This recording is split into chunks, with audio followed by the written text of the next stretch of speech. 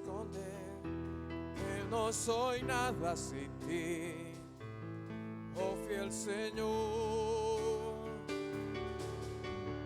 Todo lo sabes de mí, cuando miras el corazón, todo lo puedes ver muy dentro de mí. Llevas mi vida a una sola verdad, y cuando me miras nada puedo ocultar. Sé que es tu fidelidad que lleva mi vida más allá de lo que puedo imaginar. Sé que no puedo negar que tu mirada puesta en mí me llena de tu paz. Sé que su fidelidad lleva mi vida más allá de lo que puedo imaginar.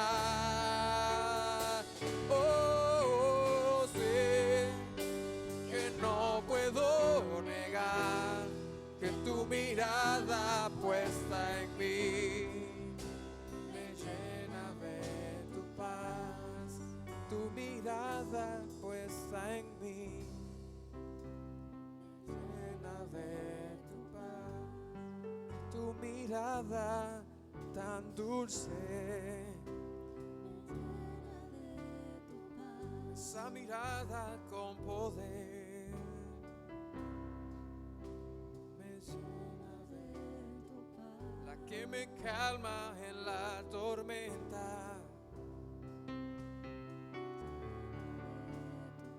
Cuando no sé qué hacer, tú me miras, Señor.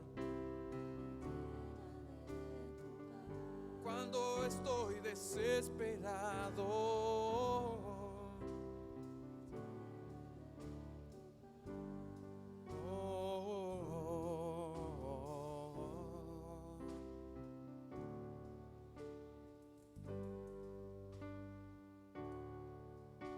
sé que es tu fidelidad mi vida más allá de lo que puedo imaginar. Sé que no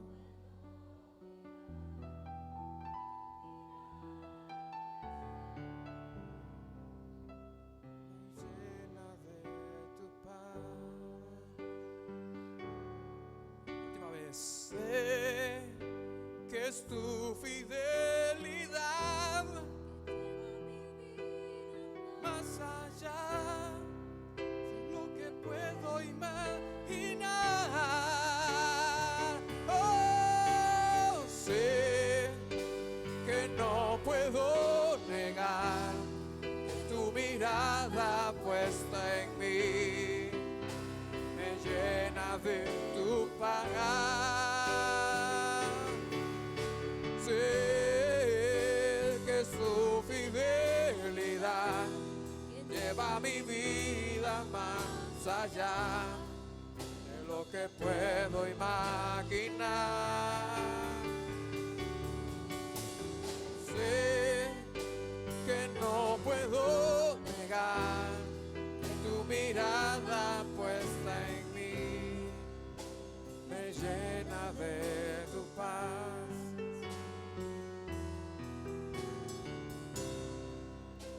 Me llena de tu paz, oh, me llena de tu paz.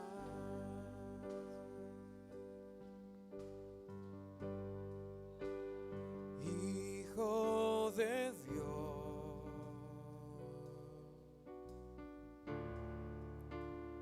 recibe hoy que vinieron a adorar toda la gloria, la honra y honor.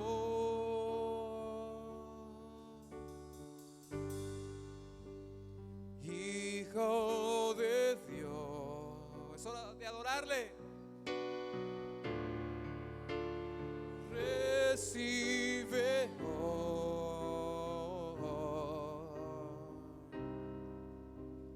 toda la gloria, la honra y honor.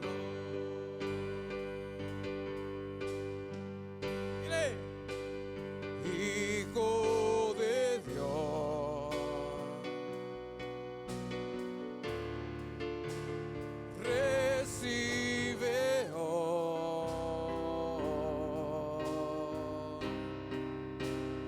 toda la gloria, la honra y honor.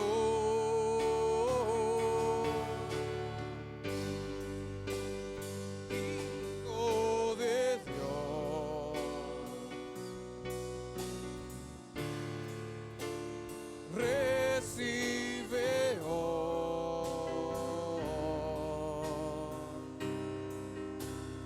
toda la gloria, la honra y honor. Dale la gloria a él, dile. Hijo de Dios,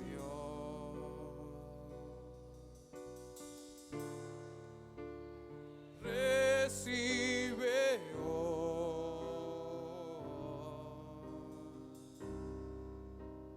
toda la gloria,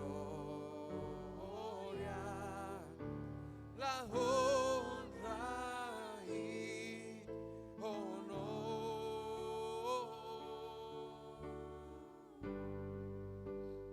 Hijo de Dios,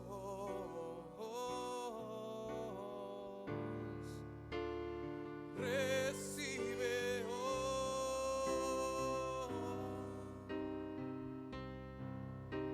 toda la gloria, honra y honor.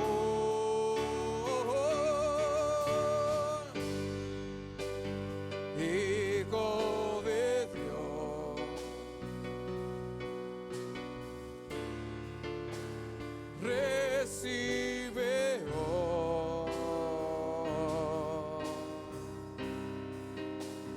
toda la gloria, la honra y honor.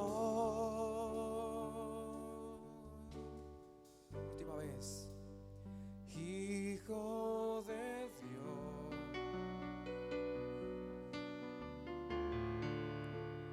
recibe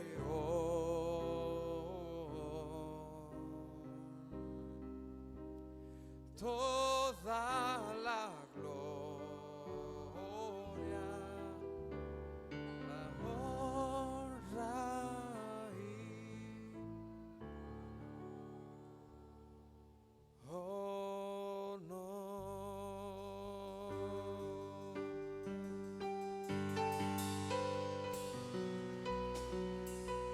Amén.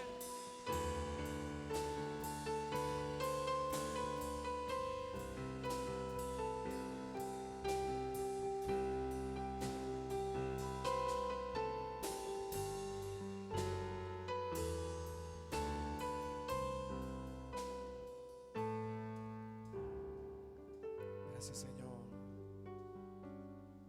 Gracias, Dios. Dale otro fuerte aplauso al que vive para siempre.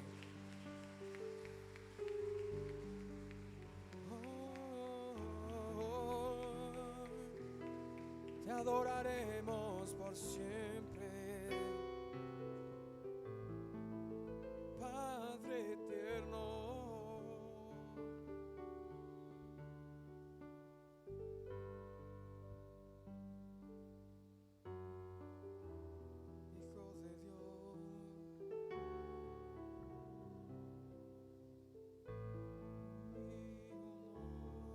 Gloria a Dios.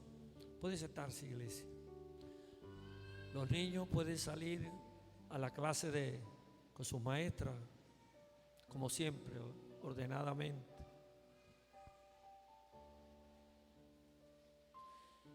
Hoy no nos acompaña el pastor, está con la virosis, gripado, y tiene hoy la responsabilidad de predicar la palabra de Dios, su hija María Alejandra. Esté muy pendiente de lo que Dios nos va a decir y que Dios use a María. Amén.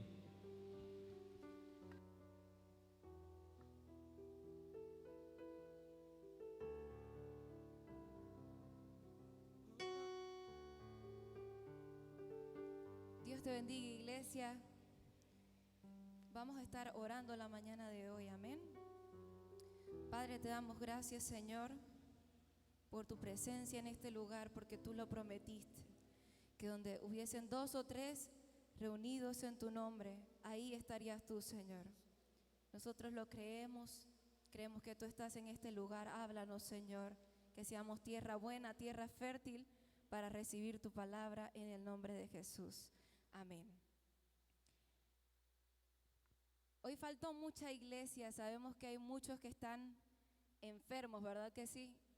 Varios que están con la virosis, pero vamos a seguir orando por ellos, y a los que nos puedan estar viendo a través del canal de YouTube, decirles que los amamos, los extrañamos y hacen falta en la iglesia. ¿A usted no le hace falta a su hermano cuando no viene? ¿Verdad que sí? Nos hace falta verlos aquí en la iglesia. Esperamos que se mejoren pronto y nos puedan acompañar nuevamente, y nosotros vamos a estar orando por ellos. Amén. La mañana de hoy vamos a abrir nuestras Biblias en Isaías capítulo 6. Me acompaña en la lectura en Isaías capítulo 6.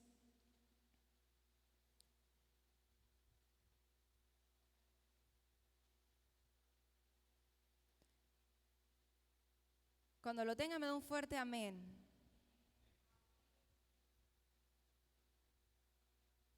Pero antes de leer, quisiera recordar un poco de lo que el pastor nos enseñó la semana pasada. ¿Cuántos vinieron la semana pasada?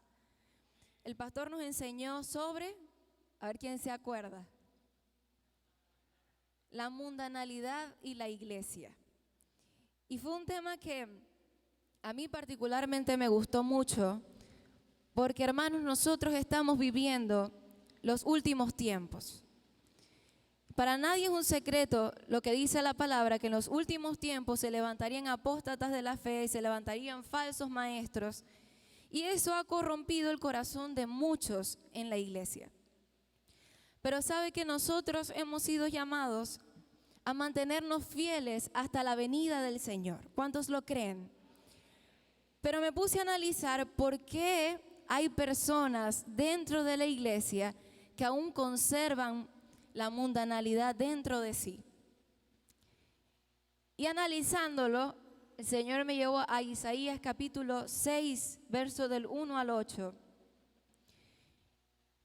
Y es que aún no han tenido un encuentro real con la santidad de Dios.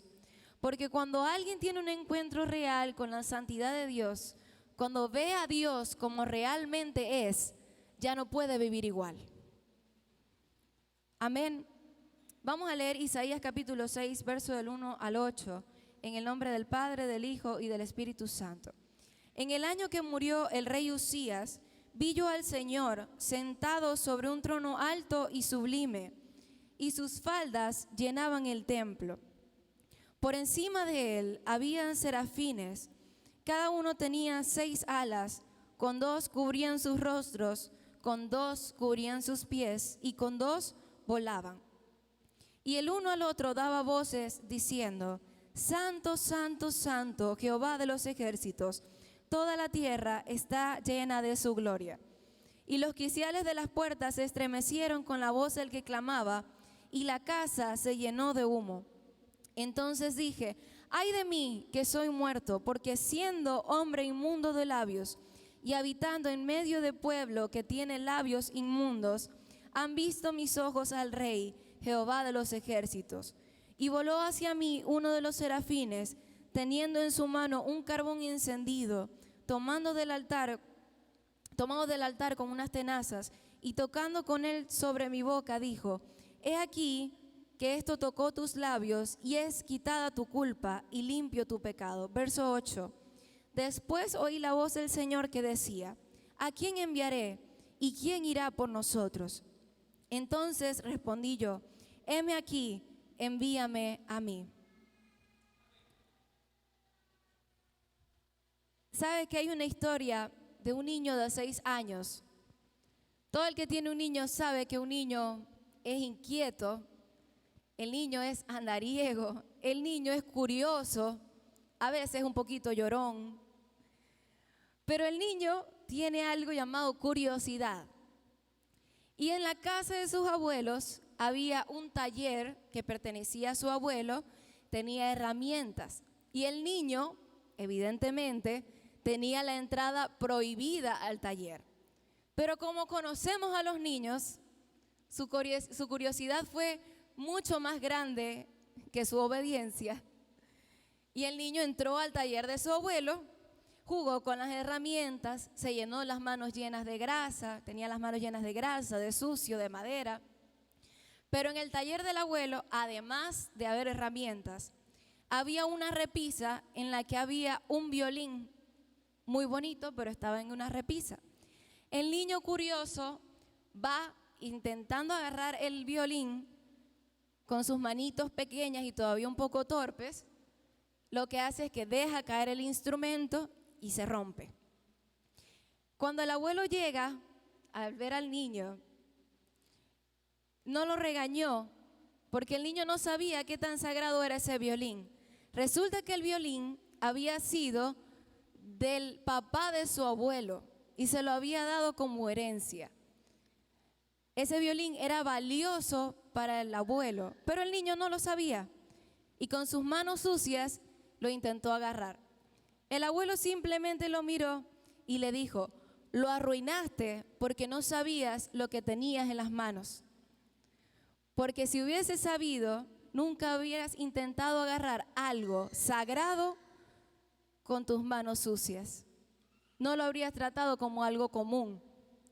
¿Qué pasa con la santidad de Dios hoy en día en las iglesias? Que nosotros, como ese niño, muchas veces intentamos agarrar la santidad de Dios llenos de inmundicia. No podemos tratar la santidad de Dios, que es sagrada, como algo ordinario. Hemos querido ver la santidad de Dios como algo opcional, pero la realidad es que la santidad no es solamente un atributo de Dios, sino es la esencia misma de Dios. Dios no tiene la santidad como sino que Él es santo en sí mismo. Amén. Por eso la mañana de hoy vamos a estar hablando sobre el encuentro con la santidad de Dios. Porque cuando analizamos la vida cristiana, lo vamos a estar leyendo a través de Isaías, nos vamos a dar cuenta que cuando nosotros no tenemos ningún fruto en nuestra vida, cuando no hay cambio evidente ni temor del Señor, es porque aún no hemos conocido la santidad de Dios realmente. Lo primero que vamos a ver acá en Isaías 6, verso 1, acompáñenme en la lectura, dice: en el año que murió el rey Usías, vi yo al Señor sentado sobre un trono alto y sublime. Esta primera frase no solamente es un detalle histórico. Isaías no solo está diciendo en qué momento del calendario él vio al Señor, sino que está marcando la ruptura que había en una nación. ¿Cuántos conocen la historia del rey Usías? El rey Usías fue rey de Judá por 52 años. Fue uno de los reyes más jóvenes. Empezó, si no me equivoco, a los 16 años. Puede leer la historia en Segunda de Crónicas, verso 26. Fue un líder valiente, poderoso, creativo y amado, además de temido por las naciones. Bajo el liderazgo de Usías, Judá prosperó como no ocurría hacía mucho tiempo. De hecho, en el mandato de Usías, el pueblo de Israel desarrolló nuevas armas. Y dentro de todo, en un pueblo que fue esclavo y que tenía mucha inestabilidad, durante el reinado de Usías fue un pueblo estable política y económicamente. Al morir el rey Usías, la gente quedó desamparada. Era como el rey David moderno. La gente que decía, mientras Usías esté en el poder, todo va a estar bien. Y tenían su esperanza en un rey.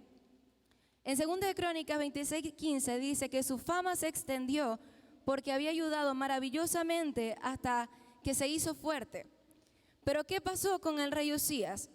Él se hizo fuerte y se olvidó de que era un hombre.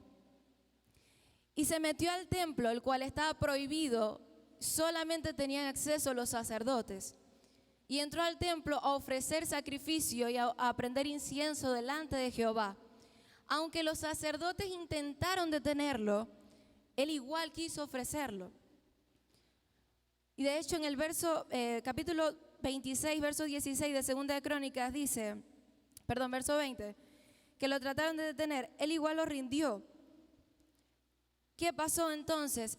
Él se enfermó de lepra porque no podía estar delante de la presencia del Señor en pecado. Se enfermó y pasó sus últimos días aislado y avergonzado porque la lepra era vergüenza. Cuando Isaías dice, vi yo al Señor sentado en un trono en la fecha en la que murió el rey Usías, lo que él está diciendo es, en el momento en el que Israel estaba desamparado por la falta de un rey, Isaías estaba viendo a Dios sentado en el trono.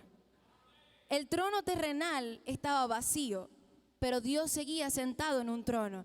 Y es muy curioso que Dios muestre esto en ese momento político tan difícil para el pueblo de Israel.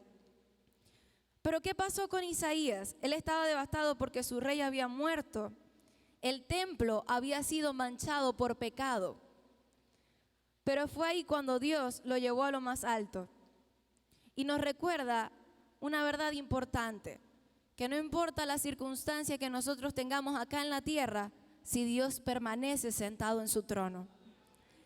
En Éxodo 20, capítulo 3, además, nos da un mandato importante. Dice, no tendrás dioses ajenos delante de mí. En el primer punto de este mensaje, vemos que cuando vemos al Santo Dios, caen nuestros reyes. Y nuestros reyes hablamos de idolatrías. El pueblo de Israel era un pueblo naturalmente idólatra. El pueblo de Israel, aunque habían visto señales del Señor y habían visto milagros de Dios, ellos seguían necesitando una figura humana que ellos pudiesen adorar y que pudiesen seguir. Para ellos el Señor no era suficiente en cuanto a liderazgo, porque no lo podían ver y aún no lo entendían. Cuando ellos sentaban a un rey en su trono y tenían prosperidad, tranquilidad y abundancia, entonces ese rey para ellos pasaba a ser algo sumamente preciado. ¿Cuántos hoy en día podemos tener a un Usías en el trono de nuestro corazón? Porque aún no hemos conocido la santidad de Dios. ¿Sabe, hermano? La mundanalidad de la que hablaba el pastor muchas veces puede entrar, porque nuestro corazón no está siendo gobernado por el Señor. Póngale el nombre que quiera.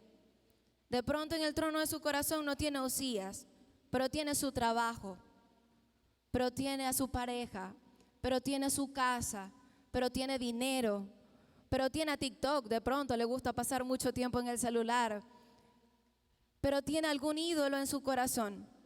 Y para que usted pueda entronar a Dios, tiene que quitar ese ídolo. No puede existir en el corazón del creyente alguien que esté por encima de Dios, porque eso, hermano querido, es idolatría. Idolatría es todo aquello que le quita el lugar a Dios, todo aquello que usurpa o le quita el lugar a Dios. ¿Qué está quitándole el lugar a Dios en tu vida? Es una pregunta para hacernos diariamente. ¿Qué cosa hoy tiene prioridad por encima de Dios en mi vida? Con los jóvenes recientemente hemos estado hablando de la administración de tiempo. Porque todo aquello en lo que nosotros invertimos más tiempo, ese es nuestro ídolo. ¿Es necesario trabajar? Claro que es necesario trabajar y es un mandato del Señor. Pero si tu trabajo te aparta del Señor, ese es tu ídolo. Es que no me congrego porque llego cansado del trabajo, porque ese es tu ídolo. Y es algo fuerte de decir, yo sé que sí. Pero hermano, es necesario. ¿Sabe por qué? Porque el Señor está cerca. El Señor está a la puerta, está cerquita, ya casi que si miramos al cielo lo vemos bajar. Y nosotros tenemos que guardarnos como una novia sin mancha y sin arruga para cuando Él venga. Eso es lo que nosotros estamos esperando. Por eso todo lo que nosotros tenemos aquí en la tierra, todo, excepto la familia que Dios nos ha dado para cuidar y proteger y pastorear, todo lo demás, hermano, todo lo demás no le da importancia. El Señor tiene que ocupar el primer lugar en la vida del creyente. Amén. Seguimos leyendo en Isaías capítulo 6, verso de 2 al 3. Los serafines se cubrían el rostro y decían: Santo, Santo, Santo. Los serafines, seres que son creados para habitar delante del Señor, no pueden ver al Señor. Porque la santidad de Dios no es aburrida, es peligrosa. Nosotros muchas veces crecemos con la idea de que la santidad es un conjunto de reglas que me impiden hacer cosas y por ende mucha gente ve el evangelio como algo aburrido, como un conjunto de prohibiciones. ¿Sabe cuál es la realidad? Que nosotros debemos ser santos porque la santidad de Dios es peligrosa. Y ya se lo voy a explicar. Los serafines se cubren el rostro, se cubren los pies, se cubren en su totalidad, porque hay algo llamado temor de Dios. Cuando le hablamos de santidad de Dios, de que no podemos entrar inmundos o querer tocar con nuestras manos sucias la santidad de Dios, es porque debe haber en nosotros un temor reverente hacia la persona de Dios. Porque Él es, dice la palabra, fuego consumidor. Por eso hoy en día hay muchas alabanzas que usted puede escuchar, pero la palabra nos dice que cantemos con el entendimiento, con sabiduría. Esas canciones que dicen, trae tu fuego aquí y consúmenos, hermano, nosotros deberíamos cantar agradeciendo al Señor que su fuego no nos ha consumido. Nosotros cantamos y decimos, gracias Señor por tu misericordia, porque en tiempos antiguos, nada más fíjese que Usías quiso entrar delante de Él a ofrecer un sacrificio, a prender incienso y se enfermó. Pero hoy en día, por la misericordia de Dios, nosotros podemos entrar a la presencia de Dios y no ser consumidos. La santidad de Dios no es un juego. La santidad de Dios es pura y requiere y demanda de nosotros santidad. Amén. Isaías no vio a un Dios aburrido y no escuchó un santo ahí repetitivo, sin ganas. No. Lo que Isaías vio, si usted lo leyó conmigo ahorita, fue una explosión de gloria. ¿Qué era lo que él estaba viendo? Un eco eterno. Siempre, constantemente había un santo, santo, santo. No porque alguien lo estaba obligando a los ángeles a cantar o le decían, ángeles, levanten sus manos, vamos a adorar al Señor. No, porque ellos estando ante la majestad de Dios, era lo único que podían decir. Y aunado a esto, toda su conducta, su expresión corporal, emanaba temor y reverencia a la presencia de Dios. No era miedo lo que ellos sentían al castigo, era un temor santo, un temor reverente. Y no porque Dios fuese malo, sino porque era santo y puro. Ese tipo de temor no nos aleja, nos ubica, nos recuerda quién es Dios y quiénes somos nosotros. ¿Sabe que siempre que hay un predicador, Hermano, le estoy dando muy duro, lo veo serio. No, voy bien. Sí, continúo. Cuando viene un predicador a la casa, ¿no? Y está hablando sobre, no sé, pongámosle un nombre. Él está hablando sobre el chisme. Generalmente dicen, o decimos, pero en casa de Dios no pasa. Eso es en otra iglesia. Hermano, ¿cuál es la realidad? Sí pasa en casa de Dios. ¿Cómo lo sabemos? Dígame que nunca ha hablado de algún hermano. Nunca. Hay unos cuantos se están riendo, ¿verdad? Que nunca en su vida ha murmurado de algún hermano. Que nunca lo ha tratado mal. Que nunca ha pecado. La realidad es que sí, lo hemos hecho. Por eso no nos tenemos que ofender, sino venir a la iglesia con la necesidad de que Dios nos dé palo, hermano. Señor, si hoy le vas a pegar a alguien, que sea yo el primero. Pero no para decir, como dicen muchos, Isaías entró a la presencia del Señor y cuando lo vio, no le dijo, ay del pueblo de Israel. Él dijo, ay de mí, porque estoy delante del Señor y soy un pecador. Y la santidad de Dios no es un juego. En Eclesiastés 12:13 dice, el fin de todo discurso oído es este, teme a Dios y guarda sus mandamientos, porque esto es todo del hombre. A.W. Tozer dijo, el temor de Dios no es el miedo que hace huir, sino el respeto que hace postrar. La santidad de Dios no debe ser aquello que nos aleje. No, yo no voy a seguir a Dios porque son muchas reglas, no, sino algo que cuando estoy delante del Señor, yo me quiera postrar delante de Dios, reconociendo cuál es mi lugar.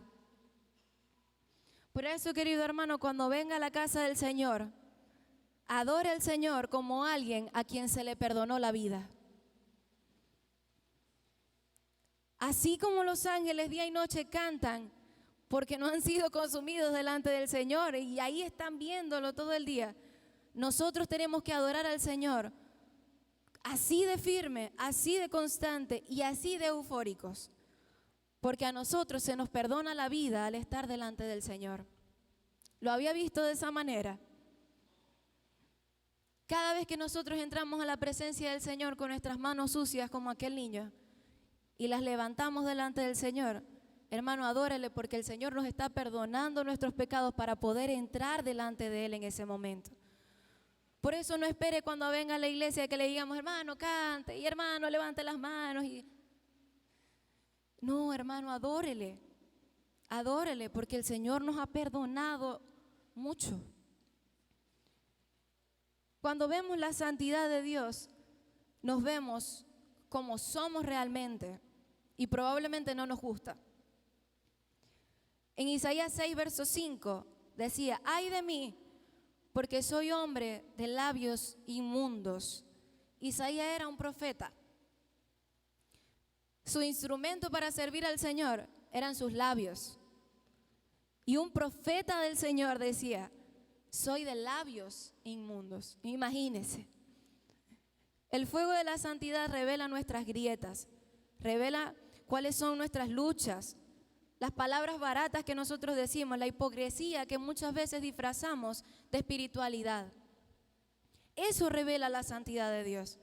Pero no me revela la del vecino, me revela la mía. Amén. Dios revela tu propio problema, no el del vecino. Por eso cuando aquí se pare el pastor o quien sea a predicar la palabra del Señor y traiga exhortación, recíbala, hermano. Y analícelo. La semana pasada el anciano Carlos hablaba sobre, en la clase dominical, que están muy buenas, vengan a las clases de escuela dominical, sobre la prudencia de la mujer. Y sabe que es bien difícil, le comentaba a mi esposo en la semana, que es chocante el mensaje, porque la cultura de hoy en día, ¿qué es lo que nos vende? Empoderamiento, independencia. Someterse a un hombre, por favor, eso es del siglo pasado. Que la mujer tiene que trabajar, que la mujer no es esclava de su hogar, que no tiene que tener hijos, que es su cuerpo, su elección. Y la mejor parte, la mujer callada y sujeta. En la sociedad donde le dice a la mujer, levanta la voz y sal a la calle a declarar tus derechos. Cuando venimos a la iglesia y este tipo de mensaje nos confronta, hermano, nos ubica, nos recuerda la verdad de la Escritura. Es un mensaje totalmente contracultural y muchas veces todo lo que se diga te va a chocar, te va a ofender, porque el evangelio te va a ofender, pero después te va a hacer crecer, porque vas a poder verte a la luz de la palabra como el pecador que realmente eres, como el pecador que yo soy. Amén. En Isaías 64:6 dice: todos nuestros actos de justicia son como trapos de inmundicia. Imagínense. Y en Apocalipsis 22:11 dice: el que esté limpio, límpiese más, y el que no, que se arrepienta. Si usted cree que no tiene ningún problema, le pongo solamente un nombre para no decirlos todos. Con las obras de la carne, por ejemplo, con el chisme. Usted dice, bueno, yo no soy una persona chismosa. ¿Qué dice Apocalipsis 22:11? El que esté limpio, límpiese. ¿Cómo? Límpiese más. Si no tengo problema con el chisme, igualito me reviso por si acaso. Y si lo tengo, Señor, perdóname.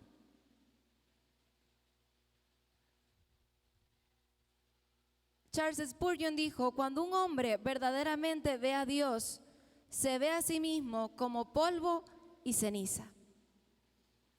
El creyente que cree que tiene algún título especial, todavía no ha tenido un encuentro con Dios. Porque el que ha tenido un encuentro con Dios real, vamos a decirlo como lo decíamos antes en la célula, no sé si Junior se acuerda. Nosotros decíamos, nosotros delante del Señor somos unos gusanos arrastrados miserables. Es a modo de chiste, pero la realidad es que delante de la santidad de Dios, hermano, nosotros no somos nada. Nada somos delante del Señor. Si aún Isaías dice que nuestras obras de justicia son trapos de inmundicia, imagínense. Por eso debemos diariamente exponernos a la palabra del Señor y no tenerle miedo ni incomodarme cuando el Señor me exhorte a través de su palabra, porque es la única manera que tenemos de nosotros alcanzar alguna medida de santidad. Dios no te expulsa de su santidad, Él te limpia con ella. Amén. Isaías 6, verso del 6 al 7, dice: voló hacia mí un serafín y tocó mis labios con el carbón encendido. ¿Qué le dijo después? Que había sido limpio y sus pecados habían sido perdonados. Dios vio a Isaías en su presencia y dijo: saquen a este gusano arrastrado de aquí, que es un sucio, un inmundo. No lo dijo eso. Lo mandó a purificar para que estuviese apto delante de Él. La santidad de Dios, cuando te ve, no te dice: vete aquí que estás cochino. No, porque a través de Jesús, por medio de la sangre de Jesús, somos redimidos, somos limpios y somos aceptados delante de Dios, a pesar de nuestra inmundicia. Y qué hermoso que Dios no nos destruye, Dios nos transforma. Porque la santidad de Dios no es solamente aquello que lo separa del pecado, sino que tiene el poder para destruir el pecado en nosotros. Amén. Él no nos apunta con el dedo, sino que nos toca con fuego. No para quemarnos, como dicen las canciones, y consumirnos, sino para purificarnos, para hacernos aceptos, para poder abrazarnos, para poder estar cerca de nosotros, porque ese era el deseo de Dios, que nosotros pudiésemos habitar con Él eternamente. Y lo que corrompió eso fue el pecado. Hoy en día Dios desea abrazarnos, Él desea estar con su pueblo, Pero nosotros debemos permitirle al Señor purificar nuestras vidas, limpiarla de pecado, apartándonos del mal.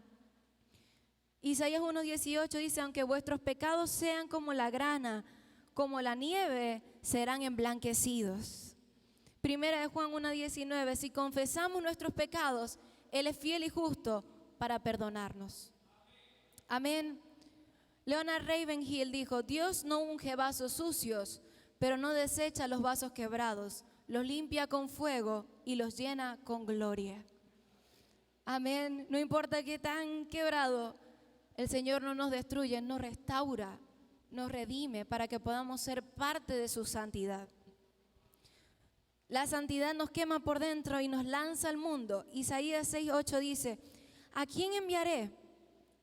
¿Quién irá por nosotros? Y yo respondí, heme aquí, envíame a mí.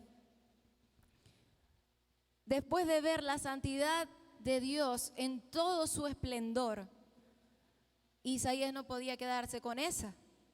Isaías tenía que ir y decirlo al mundo. Parte de la mundanalidad de la iglesia, hermano, que se ha arraigado muchas veces en las congregaciones, es que no hay gente dispuesta a predicar el evangelio. Y esto es una invitación para que podamos analizarnos como iglesia. Como le dije al principio, no para ofendernos, para analizarnos, para crecer, para aprender. Cuando el Señor se nos revela y lo conocemos, nosotros queremos hablar sobre Él. En 1 Corintios 9:16, ¿qué fue lo que dijo Pablo? ¡Ay de mí si no predico el evangelio! Dígalo conmigo, ¡ay de mí! No, pero así es, no. Con convicción, mi hermano. ¡Ay de mí si no predico el evangelio! Porque algún día nosotros vamos a estar delante de ese Dios santo. Pero a diferencia de Isaías, no viendo, sino rindiendo cuentas de lo que hicimos. Y eso nos debe llenar, hermano, de un temor reverente de la presencia de Dios. Porque el evangelio no es para jugar, es para vivir. Y tenemos, gracias al Señor, la bendición, ya para terminar el mensaje, tenemos la bendición de que en Él nosotros somos purificados, que no somos consumidos, sino que su misericordia se renueva para nosotros día a día, para que nosotros podamos ser santos y podamos habitar en la presencia de Dios. ¿Te atreves a ser santo? ¿Quieres ver al santo de Dios? Amén. No te estoy invitando a una religión aburrida. Te estoy invitando a una experiencia que marque tu vida. Porque el ver al santo Dios es nunca más volver a ser el mismo. Conocer a Dios es no poder olvidarlo. Hace años, en una iglesia pequeña en Asia, hubo un grupo de cristianos que se reunía a escondidas. El joven pastor de 17 años llegó a la reunión con su Biblia escondida, se sentó con el grupo y comenzó a hablar del Señor. En eso llegaron unos soldados armados y derribaron la puerta y dijeron, ¿quién de ustedes todavía cree en este libro? Que se quede. Los demás tienen 10 segundos para salir corriendo de aquí. Y la gente se levantó corriendo, algunos, y se fueron. Una vez que se fueron, el pastor y los que quedaron sentados allí firmes, esperaban que los mataran. Pero los soldados simplemente dijeron, ahora que los verdaderos se han quedado, háblenme del Dios que ustedes conocen. La santidad a Dios nos lleva a temer a Dios, pero no al hombre. Eso hace que queramos predicarle a todos, porque no tenemos nada que perder, hermano. Nosotros ya hemos ganado nuestra vida eterna delante del Señor al pelear la batalla acá en la tierra. Pero ahora nosotros hemos sido llamados a llevar este mensaje a otras personas para que no se pierdan. Hechos 4:20 dice, porque no podemos dejar de decir lo que hemos visto y oído.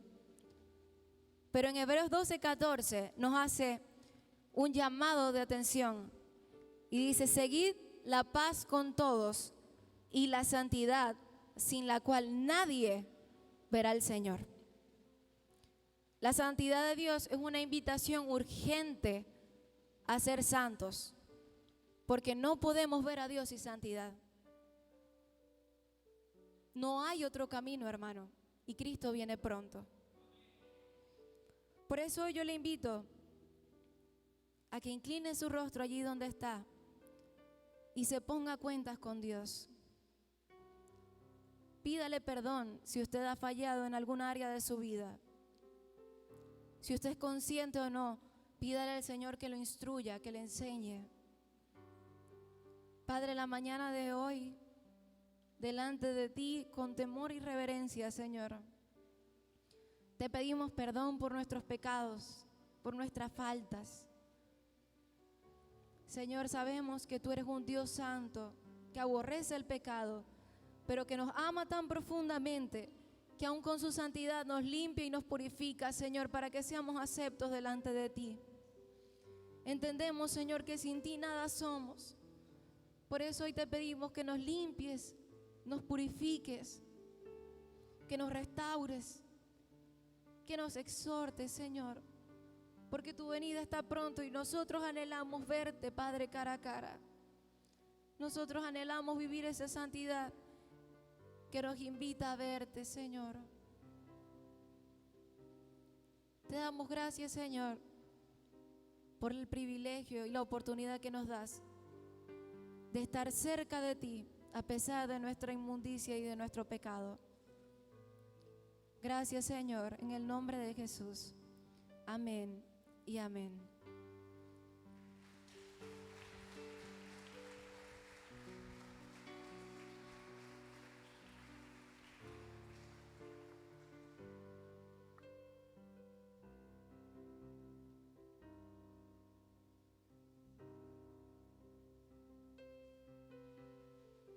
Gloria a Dios.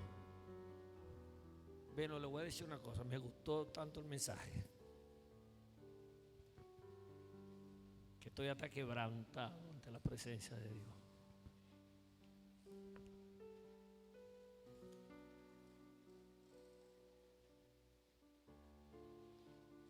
Para ver a un Dios que es santo, tenemos que ser santos. Gracias, Dios, por tu palabra, por el mensaje, por la vida de María. Me piden que oremos por Arnoldo Zambrano. Presenta una fuerte y constante dolor abdominal. Fue sometido a una biopsia. Esperan por su resultado. Acompáñenme en oración. Padre, en el nombre de Jesús, oramos por Arnoldo Zambrano. Arnaldo Zambrano. Pedimos por la sanidad de este hombre, pero ante todas las cosas pedimos por su salvación. Sálvalo. Sálvalo, Señor, en tu gran amor y misericordia. Toca su corazón en este proceso que está viviendo. Sea tocado por tu Santo Espíritu y él pueda reconocer que si todavía no ha confesado sus pecados, él puede hacerlos delante de tu presencia y pueda ser sanado de ese resultado de la biopsia, pueda salir negativo, que no haya ningún mal que pueda él lamentar, porque de nada serviría que tú le sanas y su vida siga normalmente. Pedimos que le sane y que le conviertas a Cristo. Amén y amén. Preste mucha atención, le voy a dar unos anuncios.